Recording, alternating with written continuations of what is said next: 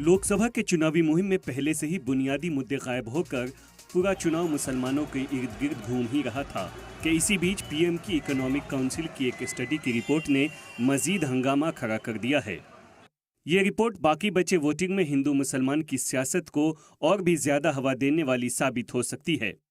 PM की economic council report के मुताबिक हिंदुस्तान में 1950 के बाद से हिंदुओं की आबादी में करीब 8% कमी आई है, जबकि दूसरी जानिब मुसलमानों की आबादी का ग्राफ 43% की तेजी से बढ़ा है।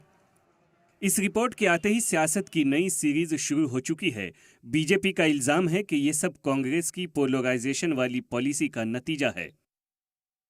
ये बहुत गंभीर चिंता का विषय है कि पिछले 65 साल में जो स्टडी हुई है कि हिंदुओं की आबादी ऑलमोस्ट 8% घट गई है और मुस्लिमों की आबादी 15% बढ़ गई है। ये निश्चित तौर पे पूरे भारत के लिए, पूरे देश के लिए चिंता का विषय है कि ये डेमोग्राफिक चेंज कहाँ से हो रहा है। बिहार वगैरह हर जगह हम लोग देख रहे हैं कि जिस तरह से 3.5 करोड़ से 4 करोड़ बांग्लादेशी, रोहिंग्या और ये सब घुसपैठिए हमारे देश में घुसे हुए हैं। तो वहीं अमेठी और रायबरेली में मौजूद कांग्रेस लीडर प्रियंका गांधी इस रिपोर्ट की टाइमिंग पर सवाल उठा रही हैं और कह रही हैं कि बेरोजगारी, किसान, खवातीन के तहफ्फुज के मुद्दे पर बात होनी चाहिए। आपका धर्म ये होना चाहिए कि चुनाव के समय आप उन मुद्दों की बात करें जिनसे जनता के जीवन जिनसे जुड़ा है। आप खाम ये सारे मुद्दे उठाते हैं जो बीजेपी के नेता चाहते हैं कि आप उठाएं।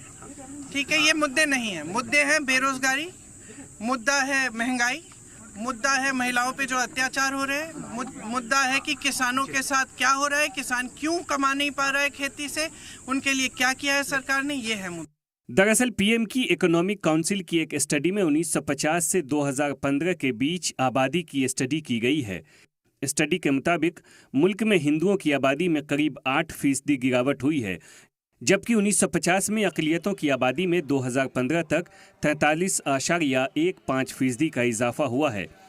1950 में मुसलमानों की आबादी 9.84% थी, जो 2015 में बढ़कर 14.09% हो गई है। इस रिपोर्ट पर भला बीजेपी के फायर ब्रांड एमपी और मरकजी वजीर गिरिराज सिंह खामोश कैसे रह सकते थे। गिरिराज सिंह 2 कदम और आगे बढ़ते हुए कह रहे हैं कि कांग्रेस ने मुल्क को धर्मशाला बना दिया है। ये हिंदुस्तान को इस्लामिक स्टेट बनाना चाहते हैं।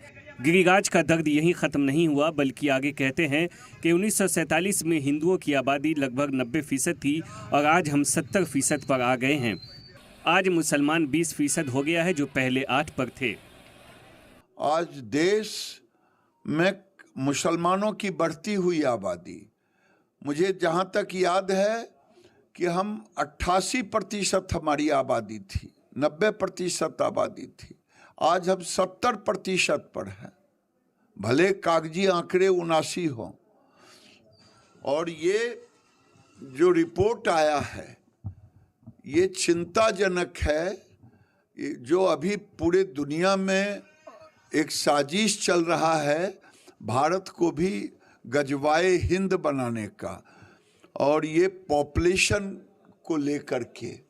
इसलिए देश के सनातनियों को इसके ऊपर चिंता जतानी है, और ये चिंता का विषय भी है कि आखिर क्या कारण है कि देश में मुसलमानों की आबादी 8% से बढ़कर के व्यवहारिक रूप में 20% हो गया। तकनीकी भले 14-15 हो, लेकिन ये इतनी आबादी 0 से 14 वर्ष की आयु के मुसलमान बच्चों की आबादी और परसेंटेज और हिंदुओं का, दोनों में काफी अंतर है। बिहार में आरजेडी लीडर और साबिक डिप्टी सीएम तेजस्वी यादव ने कहा 2021 में सेंसस होनी थी, लेकिन 2024 तक नहीं हुई।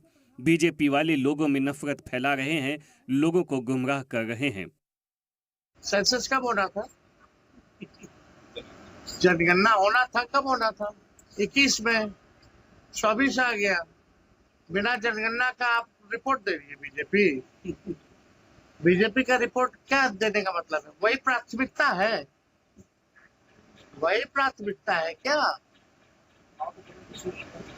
यानी चुनाव में आप लोग क्या कह रहे हैं कि हिंदू मुसलमान कराना चाह रहे हैं?